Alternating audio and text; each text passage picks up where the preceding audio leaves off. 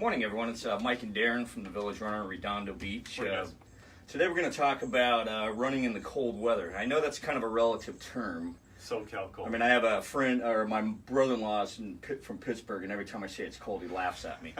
But anyway, I am kind of wimpy, I have to admit, when it comes. So when it gets down mid to low 50s, I'm freezing, right? And I usually don't even want to go out the door. So I think half the battle with running, personally, is getting your butt out the door.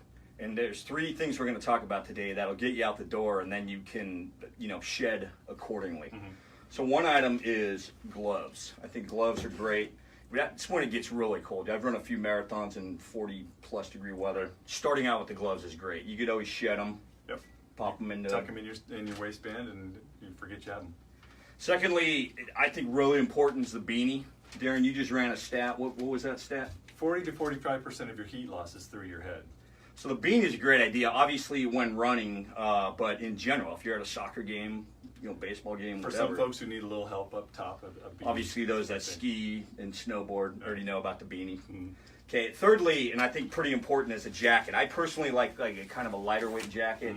I run with it. I usually, when running, like this morning, I was just telling you, I put one on. I looked at my phone, and it was 58 degrees, so I didn't really need the jacket. Balmy, yeah. So anyway, a lot of times what I'll do is I'll actually, slowly but surely, like I'll unzip the jacket if it's getting a little hot.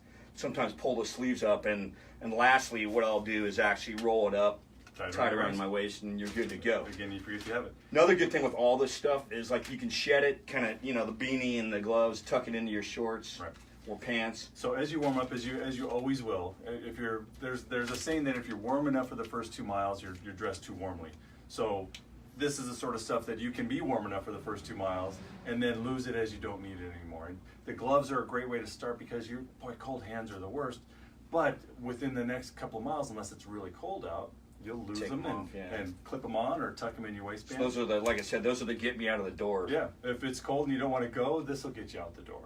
For the jackets, lightweight is really the way to go. If you have a nice base layer underneath, a wicking layer beneath it, then you can just at least in Southern California. For here, in right? Montana, you probably want to buy something a little thicker. Or layer up with more stuff, so that even there, you want to be able to shed the layers as you warm up. Because running hot and sweaty, you might as well not.